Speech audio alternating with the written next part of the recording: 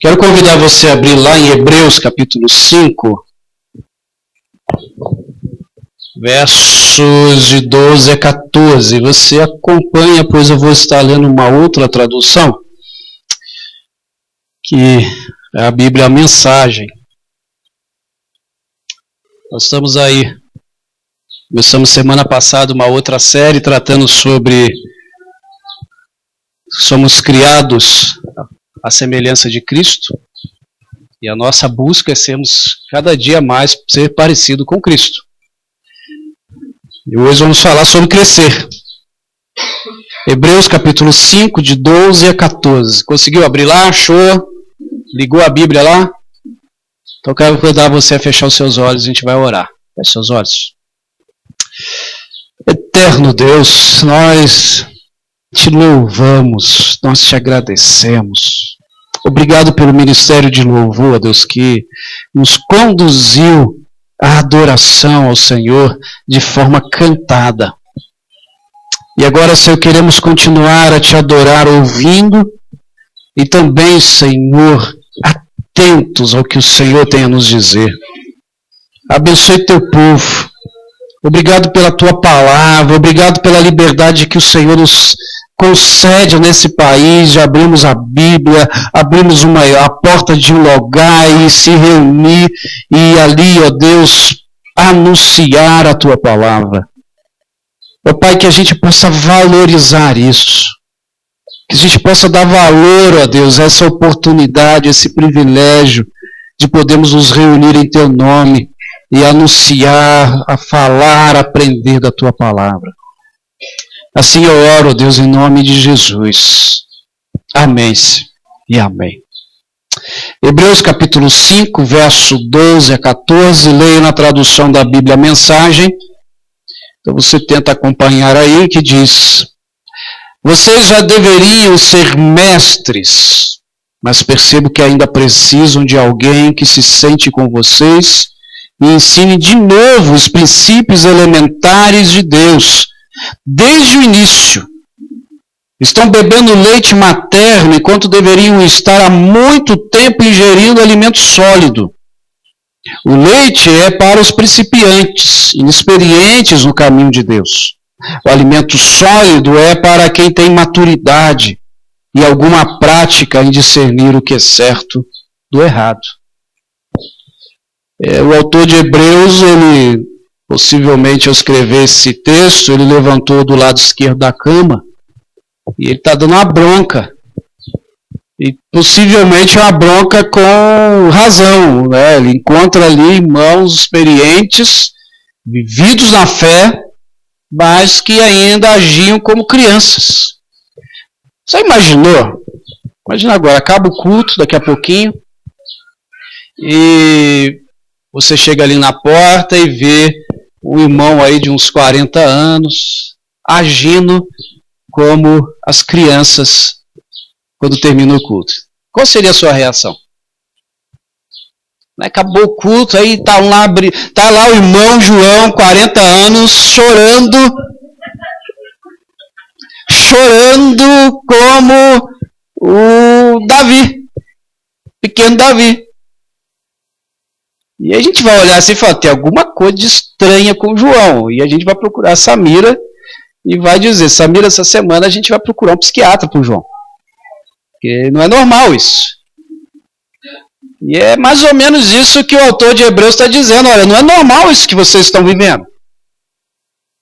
Vocês já deveriam estar... Ele está dizendo para esses irmãos aqui, os hebreus convertidos, olha, vocês já deveriam estar ensinando, vocês já deveriam estar fazendo mais do que estão fazendo, e vocês continuam recebendo leitinho, vocês continuam querendo viver os princípios do ABC do Evangelho ainda.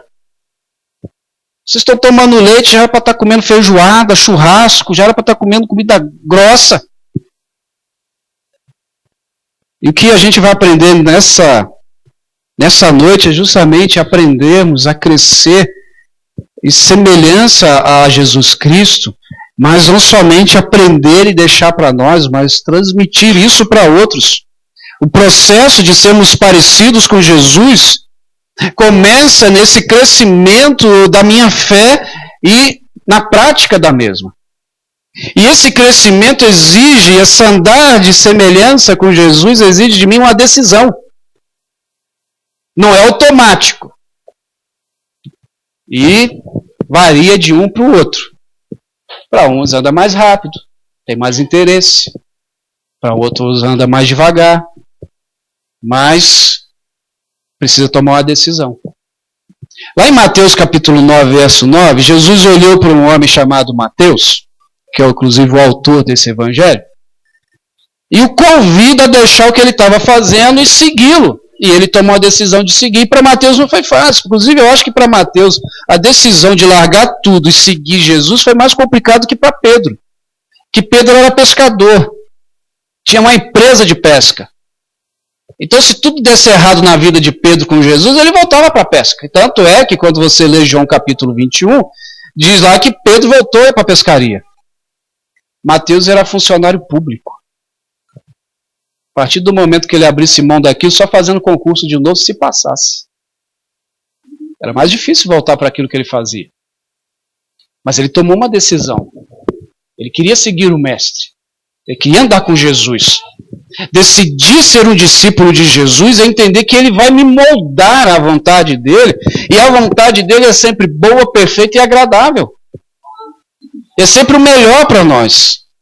Ter esse compromisso com o Senhor, ou tomar uma decisão na vida, essa decisão ela pode me desenvolver, pode me melhorar ou pode me destruir. Depende do jeito que você direciona, que você determina essa decisão que você tomou. Porém, quando eu leio e vejo nas Escrituras, todos aqueles que tomaram uma decisão ao lado de Jesus, nunca se arrependeram. Eu não leio um texto na Bíblia de alguém dizendo assim, depois que eu segui Jesus, minha vida piorou e se tornou uma desgraça. Porque quem toma uma decisão de crescer e ser semelhante com Jesus, o que acontece é que cada dia eles querem ficar melhores. E se tornam melhores.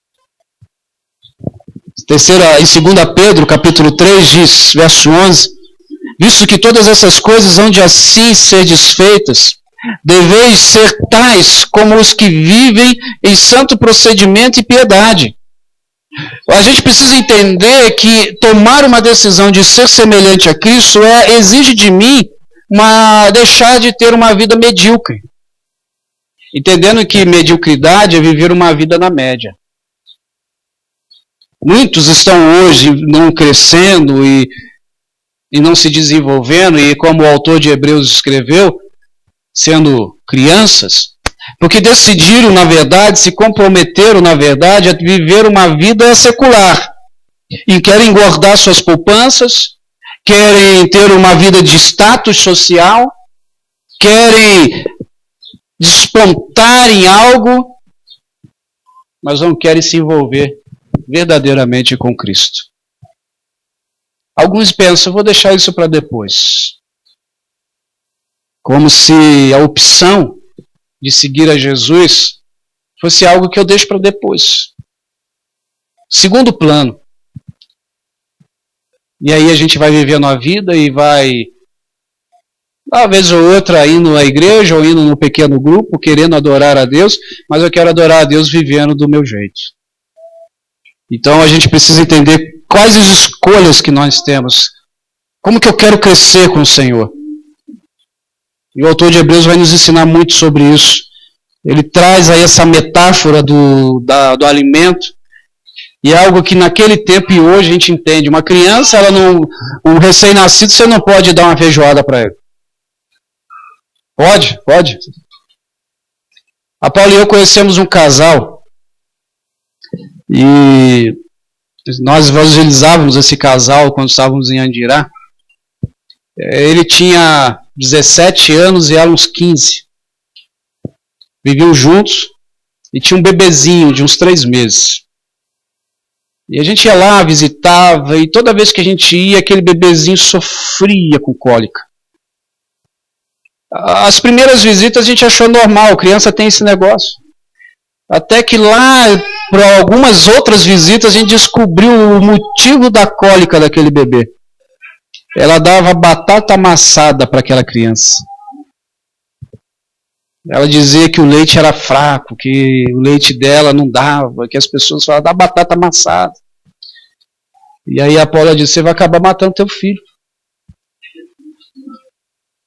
Você está prejudicando o crescimento, você está prejudicando a barriguinha dele. Você tem que dar leite. Se você não tem condições, seu leite não está vindo, fala que a gente faz uma campanha, a gente vai atrás, dá um jeito, mas não dá mais batata amassada para a criança de 3 meses. Ela ia fazer um purezinho na goela da criança. Então a gente entende bem o que o autor de Hebreus está dizendo sobre tomar leite. E na vida espiritual é a mesma coisa. Nessa quinta-feira nós tivemos o privilégio de encerrar, não encerramos a classe, mas encerramos os estudos da Escola Bíblica Discipuladora com os irmãos. Dia 3 a gente vai entregar o diploma, tá? Junto já com o batismo e tudo, a gente vai entregar os diplomas.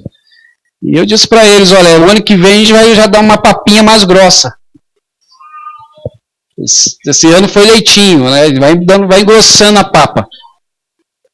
E o que a gente pode trazer para a nossa vida de ser parecido com Jesus?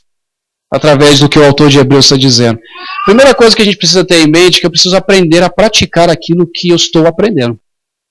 Viver prática. Tornar semelhança a Cristo é justamente sair da minha conformidade, do meu conforto, escolher viver a prática do Evangelho. Tomar a decisão séria de ser cada vez mais parecido com Jesus e aquilo que eu aprendo eu preciso transmitir.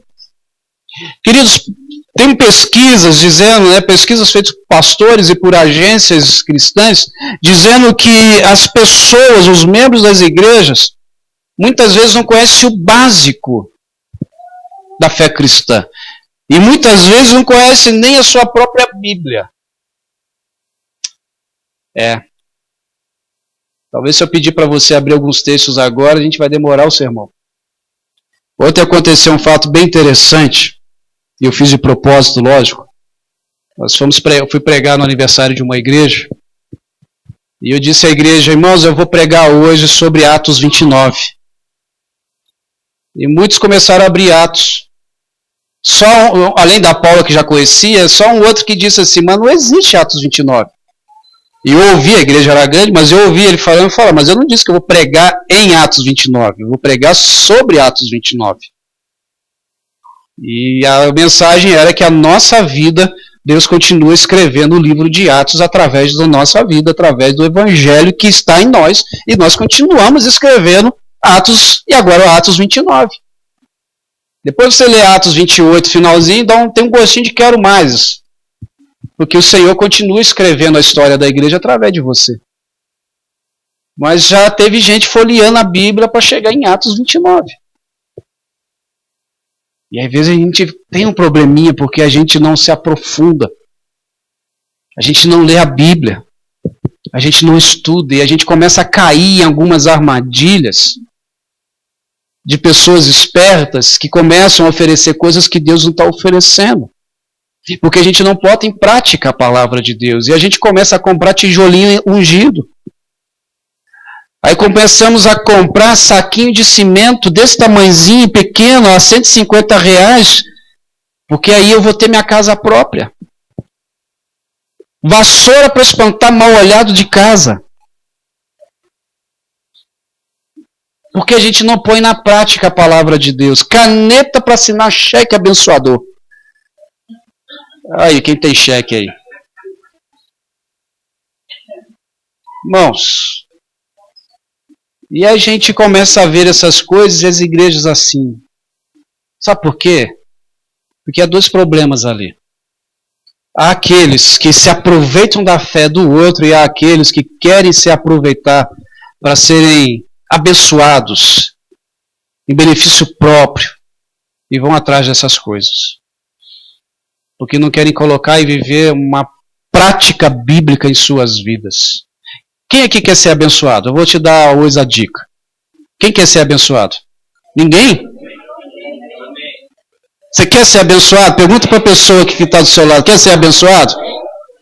Quer receber bênçãos de Deus? Eu vou te dar a dica. Não é vassoura, não é caneta, não é tijolinho. Você quer ser abençoado? Jesus disse o seguinte: aquele que obedecer às minhas palavras, esses vão ser abençoados. Deuteronômio 28 diz que aqueles que obedecem às palavras do Senhor não precisam ir atrás das bênçãos, as bênçãos correm atrás deles.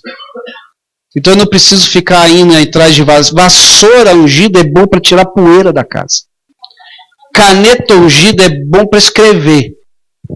Saquinho de cimento é bom para você jogar na massa. Quer ser abençoado, pratique e obedeça a palavra de Deus. É isso que o autor de Hebreus está dizendo. Não tem mágica, é só obedecer a Deus. Alguns não querem obedecer porque tem que pagar preço. E quem aqui quer ficar pagando preço? Quem aqui quer ficar sacrificando algo? É mais fácil, né? É interessante que quando nós começamos a ler Marcos capítulo 8 e capítulo 9, a gente encontra uma coisa bem interessante ali. Os discípulos estavam com dificuldade de praticar a palavra, de entender o que Jesus estava fazendo. No capítulo 8, por exemplo, tem uma série de milagres de Jesus. Eu não vou ler os textos, só vou citá-los. Marcos 8, de 1 a 9, por exemplo, encontramos Jesus multiplicando os pães pela segunda vez. E ali acontece aquela multiplicação, eles ficam abismados, a segunda vez os pães e peixes sendo multiplicados. No capítulo 8, verso 22 a 26, Jesus cura um cego. E ninguém havia curado cego. E Jesus cura um cego. E eu imagino que eles devem ter ficado boquiabertos ao contemplarem aquilo. Aí chegamos lá no capítulo 9, verso de 1 a 3, Jesus está ali no monte, aparece Moisés, aparece Elias, e ali acontece uma transfiguração, eles ficam... Oh! E Pedro diz: Senhor, deixa a gente fazer aqui 3 tendas, uma para o Senhor, outra para Moisés e outra para Elias, que está muito bom. Aí eles veem tudo aquilo. Aí lá no capítulo 9 ainda, no verso 14 a 29, acontece outro fato interessante, porém triste. Jesus está lá no monte da transfiguração, ele desce do monte, tem um alvoroço ali. Ele chega ali e descobre que tinha um menino possesso. O pai chega para o menino e fala: trouxe aqui um menino aqui, e os seus discípulos não conseguiram expulsar o demônio dele. Ali em verso 17 e 18 diz que o homem no meio da multidão chama Jesus e diz: mestre, eu trouxe meu filho, mas não funcionou não. Não deu certo não. E aí a gente retrocede em Marcos capítulo 6, onde Jesus enviou os discípulos de 2 em 2.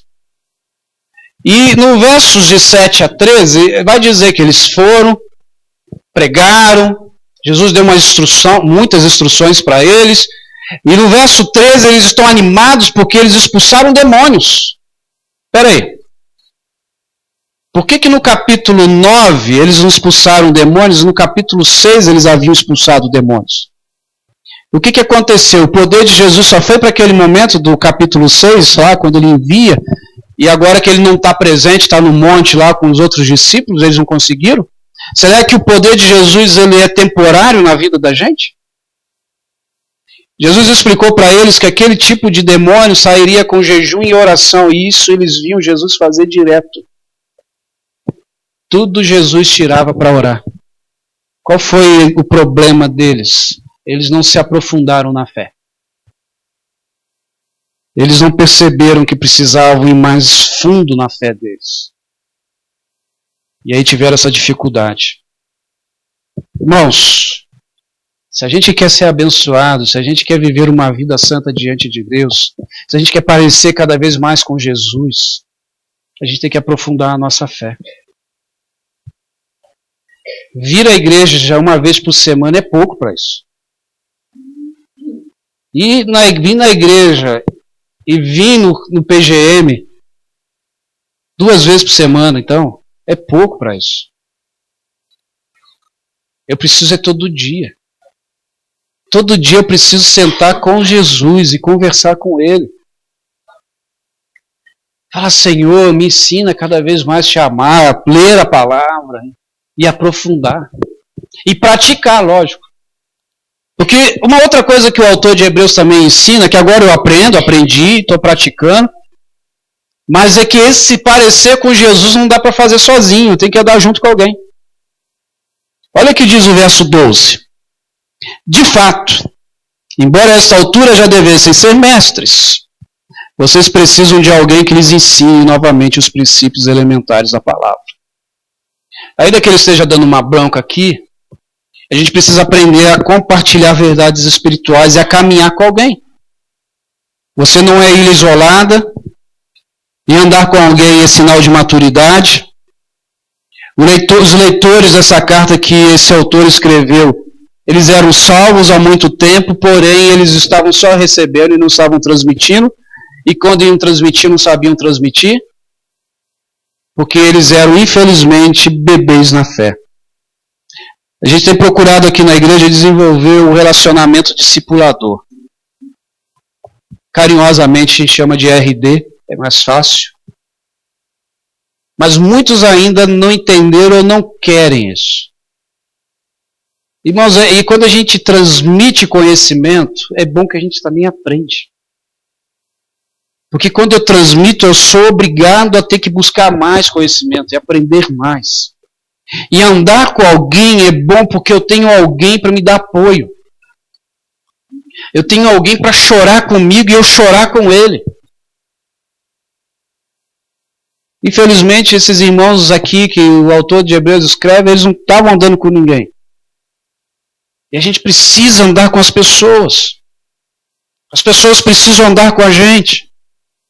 Quando a gente chega ali no livro de Atos, a gente encontra no capítulo 9, o apóstolo Paulo, ainda chamado Saulo, saindo para perseguir a igreja, saindo para matar os cristãos, ele cai do cavalo e quem evangeliza Paulo é o próprio Jesus.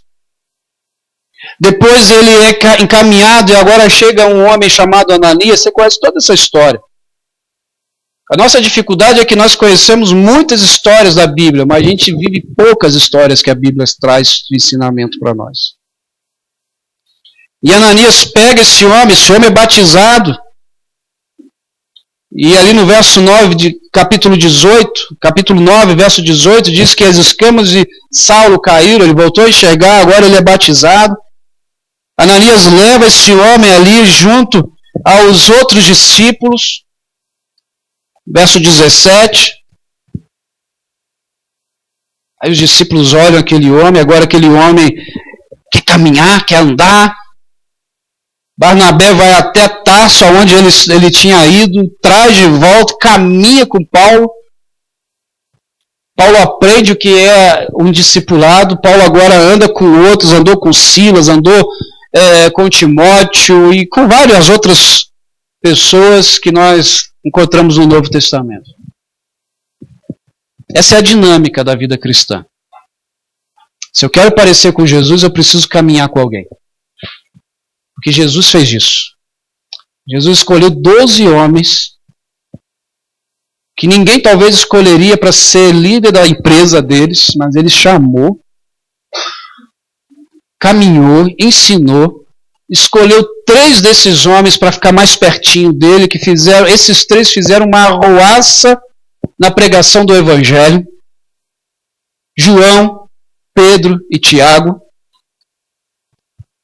Desses 3, ele tinha um mais chegado, o apóstolo do amor, conhecido assim, o João. E com esses 12, ele abalou o mundo.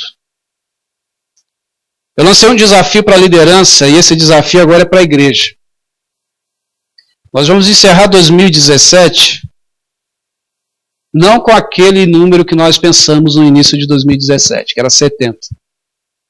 Mas vamos encerrar com 48. Aí você vai pensar assim, poxa vida, faltou 22. Mas 48 eu acho que é maior que 42. Eu acho. Já avançamos. E a gente está lançando um desafio de fé para 2018, encerrar com 90.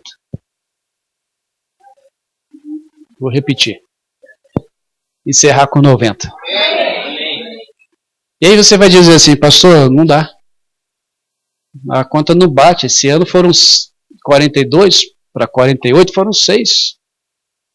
Bate, sabe por quê? Se a gente entender o que é discipulado, na verdade a gente encerra com 96. Porque se você assumir o compromisso de caminhar com mais um, investir na vida de mais um, deixar de tomar leite e agora passar para um pãozinho com café, a gente termina com 96. E eu vou dizer a mesma coisa que eu disse ontem na igreja que eu preguei no aniversário. Pastor, o senhor está preocupado com números, então? Tô.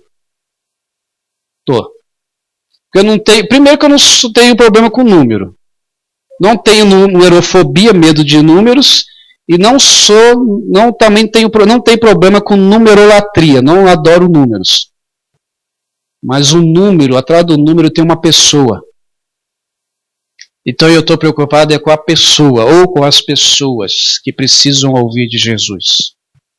Hoje pela manhã, aqui nas nossas orações, às 8h30, e na escola bíblica, e lá atrás, conversando com os líderes de pequenos grupos, eu comecei a ouvir um nome, ou pelo menos ouvir falar de várias pessoas, que alguns irmãos estão orando.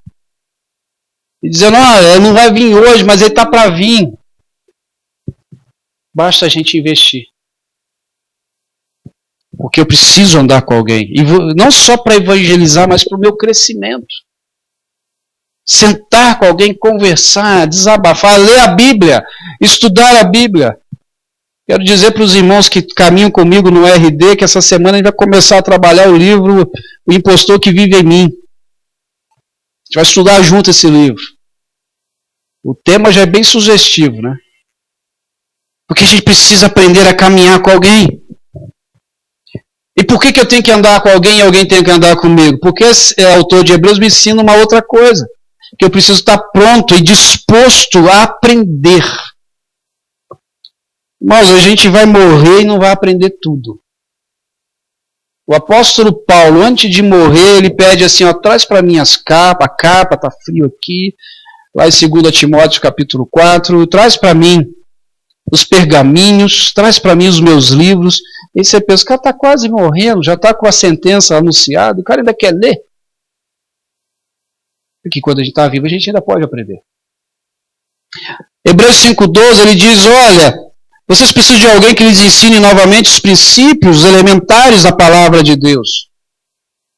A gente precisa estar disposto a estar sempre aprendendo. Alguém certa vez disse que os inteligentes aprendem com seus erros, mas os sábios aprendem com os erros dos outros. A gente está sempre aprendendo.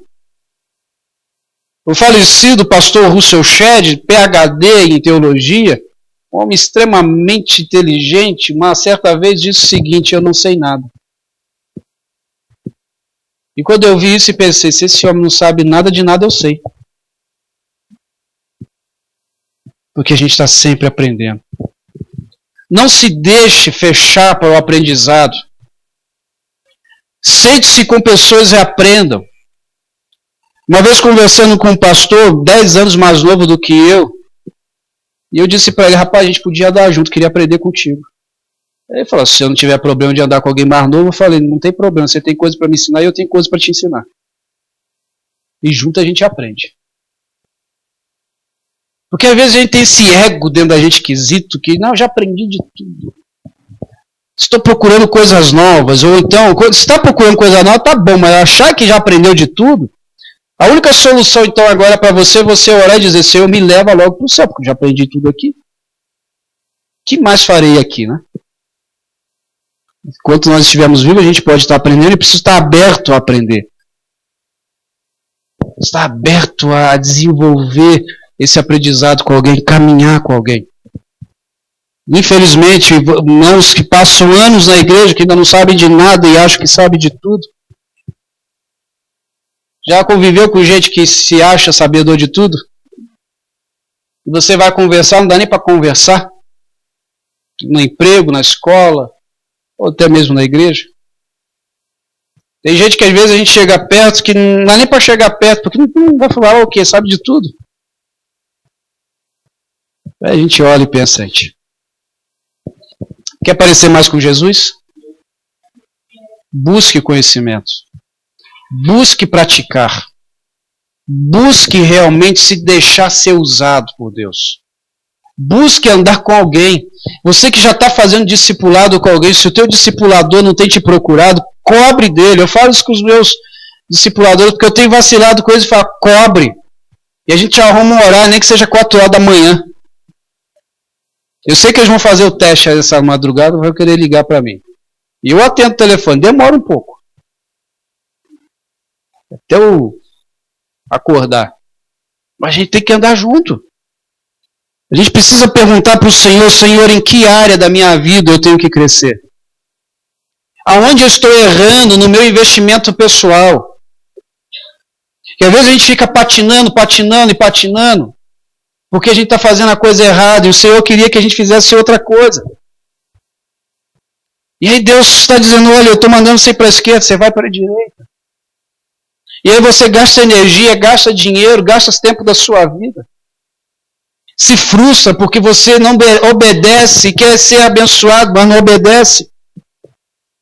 É impossível a gente ficar parado na vida cristã, patinando. É impossível, porque a vida cristã é dinâmica. Ela não para. Se o povo entendesse que a vida cristã é algo que é animado, dinâmico, todo mundo ia aceitar essa vida, mas tem gente que quer ficar parado. Se você quer avançar na sua caminhada cristã, comece a buscar comida mais sólida para parecer mais com Jesus. Saia da morosidade.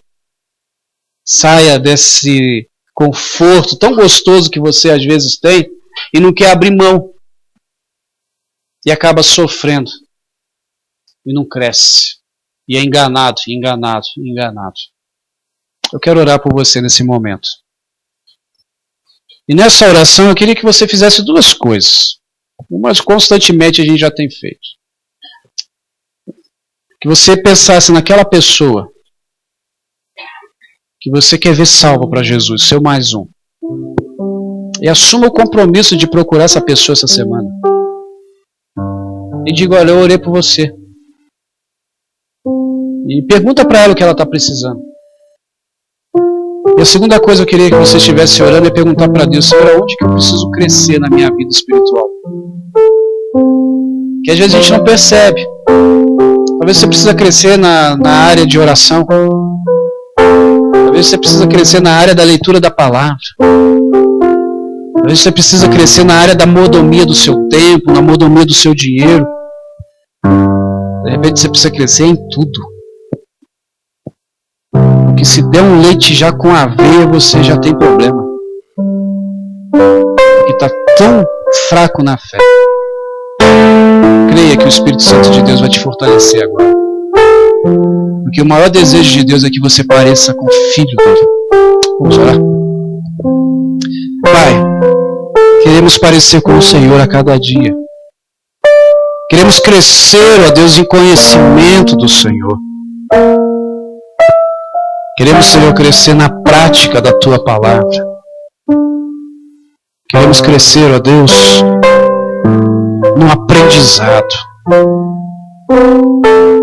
Por isso, Senhor, em nome de Jesus, visite os Teus filhos e filhas agora, essa pessoa que eles estão orando, que eles querem caminhar juntos, querem ver salvas para Jesus. Visite essa pessoa agora, Senhor, e que nessa semana, Senhor, teu filho e a tua filha procure essa pessoa. Ore por ela, diga, eu orei por você. Invista realmente nessa vida. Nós também queremos, Senhor, te pedir que o Senhor visite os teus filhos e filhas agora e veja, ó Deus, na qual área que eles precisam crescer para se parecer mais com o teu filho, o nosso irmão mais velho, Jesus Cristo, nosso Salvador. Às vezes, Senhor, nós perdemos tanto tempo com as coisas deste mundo que nos seduzem e achamos que não temos tempo para orar, não temos tempo para ler a Tua palavra, não temos tempo para investir na vida de alguém. Na verdade, o Senhor nos ensina a administrar o nosso tempo, porque o Senhor está voltando. E, Senhor, Não sei dia e hora, mas sei que o Senhor está voltando. E como não sei o dia e a hora, isso se torna urgente. E eu preciso a cada dia, Senhor, ser mais moldado pelo Senhor, para que possa, Deus, parecer mais com o Senhor. Abençoe a tua igreja, abençoe o teu povo, Deus. Leve-os guardados pela tua graça e pelo teu amor. E que nessa semana eles tomem uma decisão de serem mais parecidos com o Senhor e buscar mais o conhecimento do Senhor para suas vidas. Eu que lhe peço e oro, Senhor, em nome de Jesus.